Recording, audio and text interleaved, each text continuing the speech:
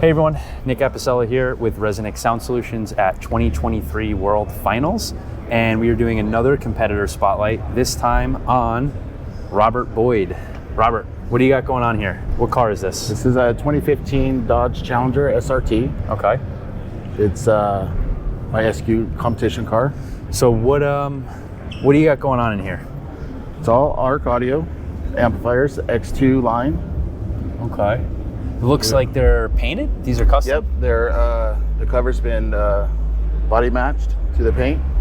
So they painted the same color code as what the body is? The body is. Okay. We did a little red details to help pull some of the color from the interior. Okay. And what's going on back here? We got 3 ARC audio black 12s. That's pretty and neat. a sealed enclosure. How much airspace is that? It's about 3.5. Okay. It's a pretty big sealed enclosure, but it still doesn't take up too much room on this big old trunk. So I see you have this whole big sign. Are you competing in install too? Yes, I compete in install also. So you compete in install, and let me ask you a question. What makes competing in install a little bit more difficult than just doing sound quality? Well, you just need to have all your stuff laid out for the judges. Yeah. Be able to go through the car and pinpoint all the details of the install. So everything is detailed, everything has to be labeled, everything has to be You have cataloged, to have a catalog, a book, explaining what you've done, creative points, things like that. Cool. So why don't we hop up front and you could show me what's going on in here.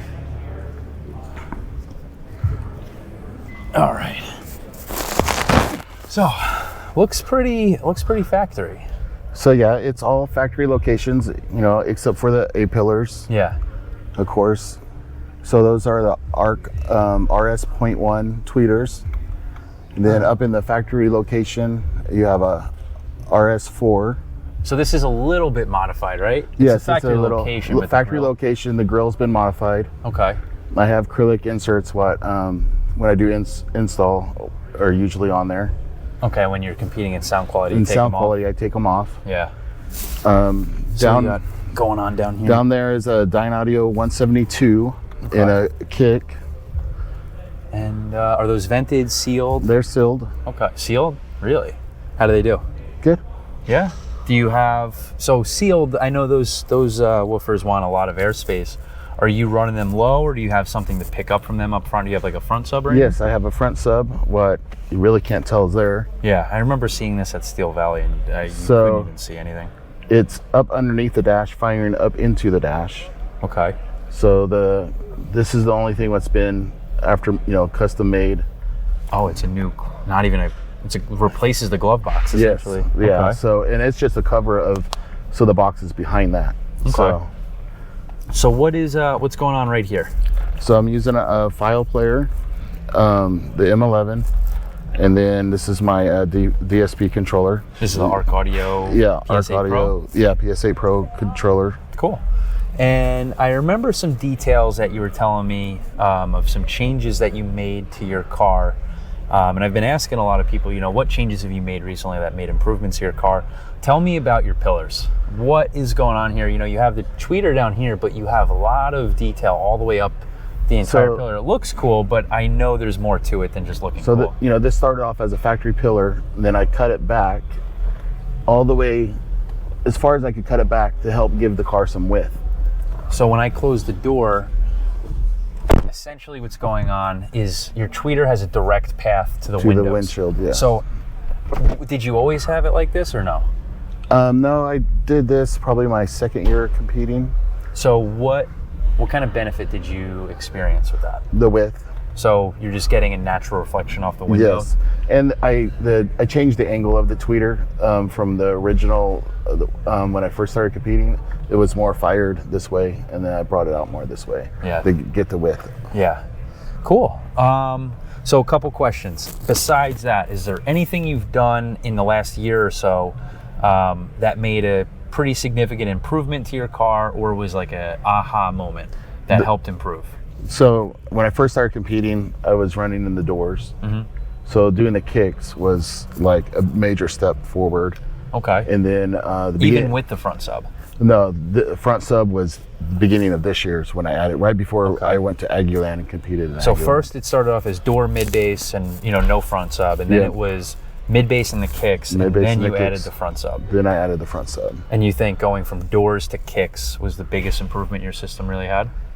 At least in recent years? So that was like the first step, and then adding the front sub was just like a game changer at that point. So the front sub was the biggest game changer, I think. Yeah. Really? That's pretty good to know. And now, another question.